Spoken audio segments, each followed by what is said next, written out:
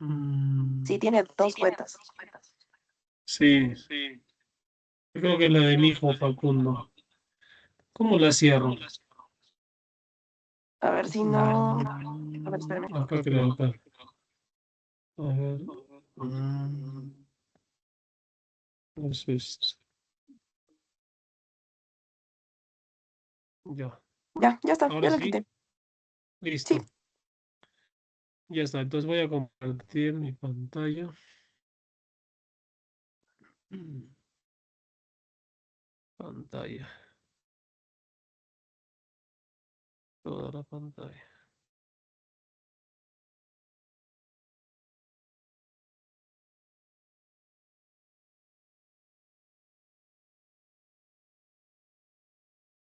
¿Se ve? sí, sí, sí. Ah, perfecto. Listo. Ya, y se me escucha bien. Listo. Muy bien, vamos a empezar entonces. Gracias. Voy a dar inicio. Gracias por su atención. Vamos a dar inicio a la clase de semiología, cirrosis e hipertensión portal. ¿Sí? Hay algunos puntos clave en semiología que les voy a pedir que los tengan claros sobre estos temas. ¿Sí? Entendiendo que son temas muy frecuentes, sobre todo en nuestro país, pero vamos a dividirlo, ¿no? En cirrosis y en hipertensión portal. No está bien dicho cirrosis hepática, ¿de acuerdo? Porque es redundar. El único órgano que hace cirrosis es el hígado, ¿ya? Entonces, hay un espectro de la enfermedad, empezando por la cirrosis, ¿no? Porque no es solo una enfermedad, sino más bien es la etapa final común de muchas hepatopatías crónicas, ¿no? Fíjese cómo un hígado sano puede terminar en cirrosis, incluso se avanza más hasta cáncer, ¿no? Y hay tres características, pues, histopatológicas que las vamos a revisar, que el diagnóstico de cirrosis es netamente histopatológico, que da manifestaciones semiológicas, eso es lo que vamos a tener en cuenta para el curso, ¿no? Pero el término cirrosis es un término de diagnóstico histopatológico, ¿de acuerdo?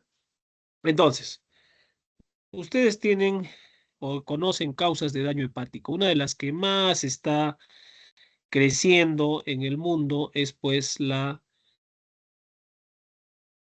presencia de hígado graso. El hígado graso, el MASLD, conocido como antiguamente se llamaba el NASH, síndrome NASH, ¿no? Ahora es la enfermedad hepática asociada a trastornos metabólicos, ¿no? No solo a depósitos de grasa.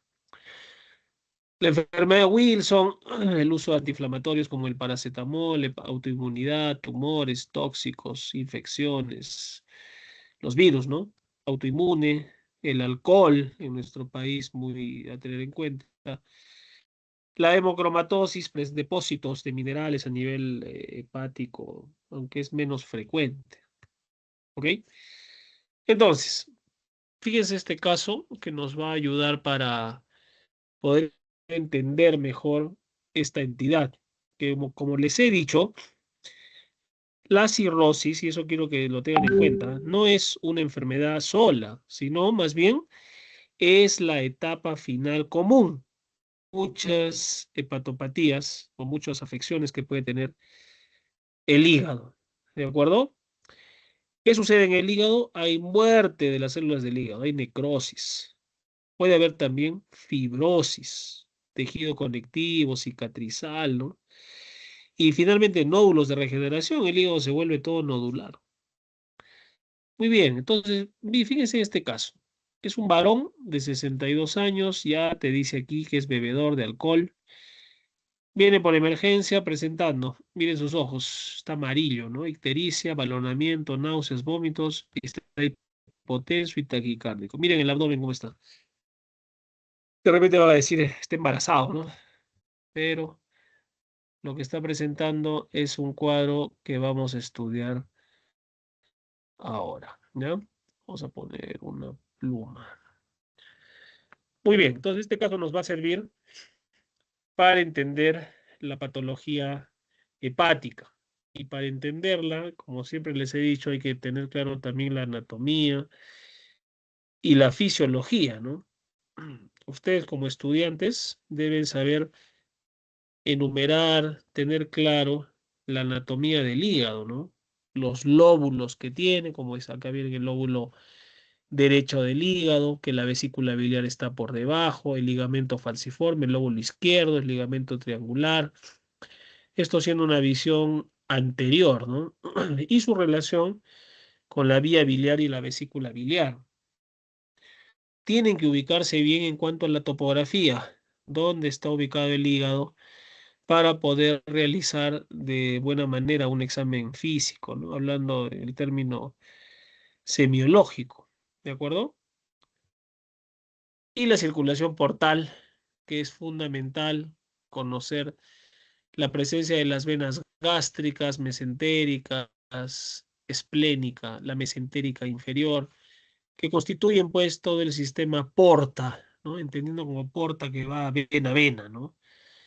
Y pues tiene como fin a nivel hepático y que va a generar eh, patología cuando es comprometido este sistema, esta circulación portal, como vamos a ver. ¿De acuerdo? Muy bien, entonces, que hemos hablado algo ya, vamos a adentrarnos a los temas. El término cirrosis no es más que un proceso crónico y progresivo, no es una enfermedad tal cual, sino más bien es el estadio final de cualquier hepatopatía, cualquier agresión al hígado. Hay fibrosis del parénquima y producción de nódulos de regeneración. Este hígado, fíjense cómo se hace todo nodular, no se distorsiona por completo. Y esto evidentemente va a llevar a alteraciones, ¿no?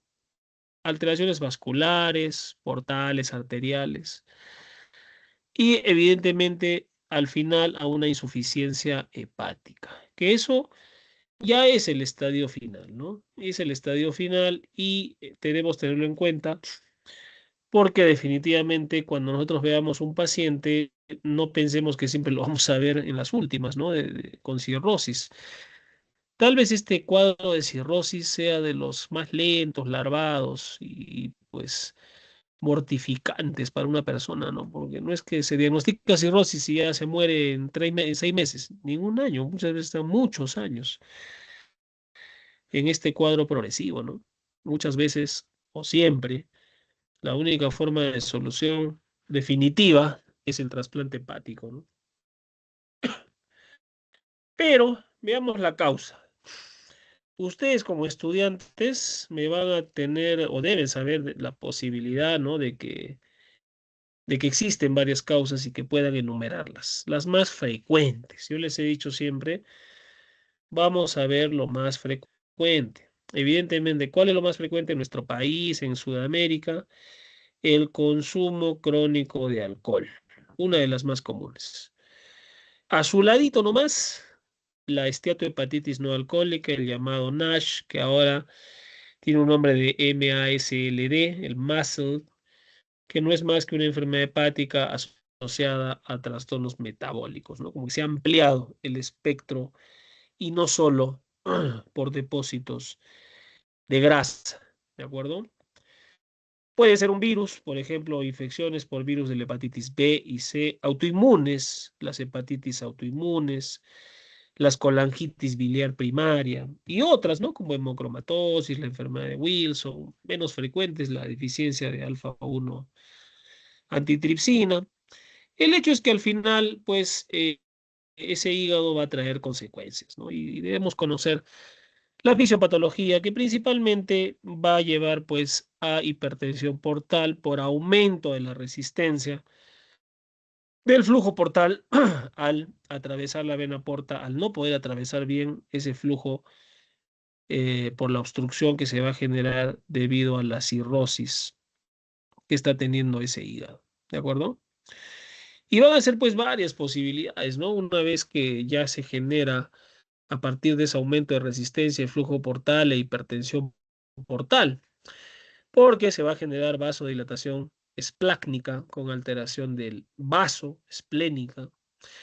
Toda esa hipertensión va a llevar al final a ascitis por eh, una alteración en retención de no solo líquidos, sino también sodio, al haber un cuadro de cirrosis, el hígado no va a metabolizar la espironolactona y se da un hiperaldosteronismo secundario, mayor retención de agua y sodio, ascitis, ¿sí? Y ya, y si el problema se incrementa, puede dañar también los riñones y generar un síndrome hepatorrenal que prácticamente sería ya una fase final, ¿no? Una fase final del paciente con cirrosis, ¿de acuerdo? Hemos visto que hay una clasificación alcohólica, biliar o posehepática, pero de lo que más comúnmente vamos a ver pues es la cirrosis por alcohol, ¿no? De hecho, o sea, por más que ha pasado el tiempo, aunque ahí nomás está sobre esta causa los trastornos metabólicos, ¿no? Que también hay que tenerlos en cuenta, los pacientes obesos con trastornos del metabolismo. Pero, fíjense, ¿no? 80 gramos por día de alcohol por alrededor de 20 años, incluso se dice que hasta con 15 años de consumo en estas cantidades puede generar ya cuadros de hepatopatía crónica, ¿no? Va a alterar el estado nutricional con mayor daño si es una mujer y pues de hecho se puede asociar a cuadros virales, ¿no? Por exposición de este paciente inmunodeprimido, alcohólico, a estos virus, ¿no? Lo que sucede es que el alcohol de por sí es un tóxico. Es un tóxico, es un hepatotóxico directo y que al dañar el hígado, pues definitivamente va a generar un daño tal que va a ocasionar consecuencias que a la larga van a ser fatales, ¿no? De hecho, que primero una hepatitis alcohólica, eh, una alteración en la anatomía y por ende la funcionalidad hepática que va a llevar a cirrosis. Y lo más delicado, ¿no? Un cuadro ya de insuficiencia hepática, que es pues el estadio ya del fin de la vida para estos pacientes, que no es tan rápido como les he dicho, lo cual genera un tormento y mortifica mucho al paciente, a la familia, ¿no? Fíjense cómo cuando el cuadro es pues a nivel biliar, podemos encontrar colestasis, colangitis, poshepática, poshepatítica, poshepatitis, mejor dicho, sobre todo con los virus de la hepatitis B, C, principalmente, donde se altera pues toda la arquitectura hepatobiliar existente, ¿ya? Muy bien, pero ¿qué sucede entonces con el cuadro clínico y la exploración física, sobre todo, ¿no? Ya hablando de semiología, pero siempre hay que conocer todo lo anterior, fisiología, fisiopatología, anatomía, es fundamental, ¿no? Nosotros cuando vemos un paciente que nos va a llamar la atención, este paciente podemos encontrarlo con síntomas generales como astenia, adelgazado, de repente lo vemos ya amarillo, ¿no? Ictérico. A nivel de la piel, podemos ver arañas vasculares, eritemas palmares. En las manos, la ya famosa contractura de Dupuytren, ¿no? Sobre todo en la cirrosis alcohólica. Hay alteraciones hormonales, por supuesto, y son las llamadas alteraciones endocrinas, ¿no? El paciente hace ginecomastia, atrofia testicular, pérdida del vello corporal, por alteración esto en el metabolismo de estrógenos, ¿sí? Podemos tener, como les dije, un paciente que está tranquilo, ustedes vienen a la consulta, no se le ve muriendo, pero también podemos tener un paciente que está con una cirrosis descompensada, ¿no? Y ya va a haber falla, pues falla hepática, que va a generar ya un compromiso sistémico mayor, incluso con la necesidad de hospitalización. Entonces, un paciente cirrótico vamos a tener todo un abanico, ¿no? de posibilidades clínicas, como les he dicho, y que hay que tenerlas en cuenta, ¿no? Son los llamados estigmas de hepatopatía crónica, ¿no? Los estigmas de hepatopatía crónica. En el caso, fíjense, en esta imagen de una cirrosis descompensada, evidentemente ya se va a asociar también a un compromiso con hipertensión portal. De repente este paciente ya va a tener fiebre, con hematomas, sangrados, contracturas, ya las alteraciones sistémicas son más notables y las manifestaciones clínicas más floridas, ¿no? Más floridas. La citis vamos a evidenciar, la famosa cabeza de medusa y circulación venosa colateral, edemas, coluria, ¿no? Coluria. El paciente puede presentar fiebre, bradicardia, hipotensión. Ya la semiología, conforme la enfermedad progresa, se hace más florida, ¿no? Se hace más florida. Y es difícil separar, ¿no? La cirrosis de la hipertensión portal, porque en un momento va a haber una conjunción de ambos cuadros. Y es así que ya el paciente puede tener no solo alteraciones en el hígado, en su conformación o en su función, sino también alteraciones circulatorias, hepatopulmonares, hepatorrenales, ya en estadios evidentemente más avanzados de la enfermedad que la hacen pues más compleja, ¿no? En su tratamiento sobre todo. Y hablar de cirrosis prácticamente es hablar de hipertensión portal, porque lo que va a haber es una alteración, un incremento de la presión en el sistema venoso portal, ¿no? El sistema de las mesentéricas, superior, inferior, esplénica, se va a ver alterada, ¿no? Entonces, la semiología de la hipertensión arterial pasa por este gradiente de presión alto de más de 12 milímetros de mercurio entre la vena porta que ingresa y las venas hepáticas que salen. Y esto por aumento o el aumento que se va a dar de resistencia hepática al flujo sanguíneo, ¿no? Todo esto obviamente va a generar un cuadro, una fisiopatología que derivan de esta hipertensión portal y que van a generar pues alteraciones no solamente a nivel hepático, ¿no? Sino principalmente vasculares, sistémicas. Y el cuadro florido que va a presentarse, lo que nos lleva a lo que es la semiología de la hipertensión portal. Si el paciente ya tiene hipertensión portal, lo más probable es que estemos frente a un cuadro de cirrosis. Vamos a ver a la inspección un abdomen distendido, con ascitis, con circulación colateral visible, ¿no? La famosa cabeza de medusa. A nivel del hígado, ¿qué vamos a ver a la palpación? Seguramente va a estar aumentado de tamaño. Va a haber hepatomegalia, con esplenomegalia de repente, ¿no?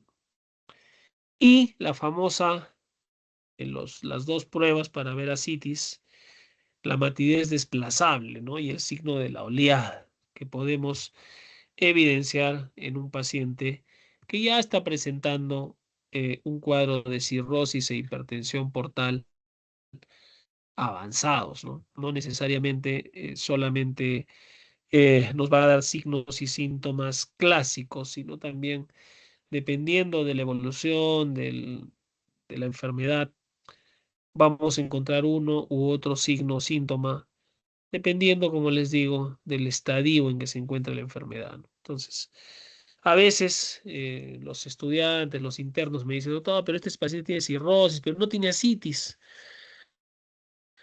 No, pues no necesariamente vamos a encontrar ascitis en un estadio inicial, ¿no? No, no siempre vamos a ver un cirrótico con todo lo que conocemos, pero ustedes seguro ya han tenido oportunidad y si no van a verlo en los pacientes hospitalizados. Fíjense, este cuadro me gusta porque habla de las causas pre, intra y poshepáticas del síndrome de hipertensión portal, ¿no? Y de hecho, las causas intrahepáticas van a ser pues las más comunes, ¿no? Las hepatitis, el alcoholismo, las hepatitis viral, tóxicas, van a generar a- alteraciones en la estructura, en la conformación anatómica y generar un cuadro de hipertensión portal secundaria, ¿no? Fíjense cómo las prehepáticas, como alteraciones presinusoidales, incremento en la circulación sanguínea, como a nivel alteraciones a nivel del vaso, fístulas, Puede generar alteraciones prehepáticas y poshepáticas a nivel de la vena cava, de las suprahepáticas. Este famoso cuadro que se suele preguntar mucho, ¿no? La trombosis de Budd-Chiari, que es una causa poshepática de cirrosis y de hipertensión portal, ¿no? Hay que tenerla siempre en cuenta. Incluso fíjense cómo hasta alteraciones cardiovasculares como las pericarditis constrictiva pudiesen generar hipertensión portal por un traspaso, ¿no? Ese aumento de presión a nivel cardíaco hacia el sistema venoso portal. ¿Ya? Entonces, por favor, estas causas hay que tenerlas claras y lo que podemos encontrar, ¿no? Al momento de evaluar, que ya les dije hace un momento, en un paciente con hipertensión portal. Obviamente, dependiendo de la etiología, vamos a tener pues las manifestaciones clínicas que ya las hemos dicho, ¿no? El paciente con ascitis, hepatomegalia, irritación yugular, ¿no? Que al comienzo el hígado todavía no está tan mal, pero que conforme pasa el tiempo, el cuadro clínico se hace más florido, ¿no? De hecho, las causas hepáticas son las más comunes, como la cirrosis de cualquier índole, como etiología de cualquier causa, una causa etiológica de cirrosis diversa, va a llevar pues a lo que todos vemos siempre, ¿no? ¿Y qué es lo que vemos en los pacientes? Voy a cambiarle color aquí. Circulación colateral, ascitis, hepatoesplenomegalia, varices esofágicas, hemorragias digestivas altas por ruptura de esas varices esofágicas. Y de hecho, el hígado suele estar malo ya desde el inicio, ¿no? No necesariamente con tanto síntoma florido, pero definitivamente vamos a tener un paciente ya venido a menos, ¿no? Probablemente ya con un buen tiempo de enfermedad. La circulación venosa colateral profunda y subcutánea, y de hecho, pues la profunda tiene que ver con las varices esofágicas, ¿no? Y esas son complicaciones que amenazan la vida, las descompensaciones, ¿no? Imaginen una hemorragia digestiva, como pueden ver aquí, por ruptura de varices esofágicas. ¿Qué va a presentarle el paciente o la paciente? Hematemesis, ¿sí? O también melenas, es decir, signos y síntomas de una hemorragia digestiva alta variceal, ¿no? Es una emergencia. El paciente tiene que entrar a sala de endoscopía y tratar de ligar esas varices y dar tratamientos especiales para disminuir la presión vascular a ese nivel, como la terlipresina, ¿no? El paciente también puede venir con encefalopatía hepática, con peritonitis bacteriana espontánea, como consecuencia de esa hipertensión portal y el acúmulo de líquido, ¿no? Intraabdominal, como la citis. Y ni hablar un síndrome hepatopulmonar y hepatorrenal, que ya pues es un deterioro avanzado, ¿no? Es un deterioro avanzado. La cabeza de medusa y la circulación venosa colateral que podemos ver, ¿no? Pero, ¿cuál es el enfoque semiológico que todo estudiante, que ustedes deben saber y deben interpretar? De hecho, en la anamnesis y en el examen físico son la base. Ustedes tienen que buscar factores de riesgo. ¿Cuáles? Alcohol, exposición a virus y todos los signos que hemos detallado, ¿no? ¿Qué pruebas de laboratorio van a pedir ustedes? A ver si pensamos un poco. De hecho, vamos a pedir pruebas de función hepática y buscar patrones, ¿no? De insuficiencia hepática, como el aumento de bilirrubinas, disminución de la albúmina, el tiempo de protrombina, el INR, ¿no? Elevado.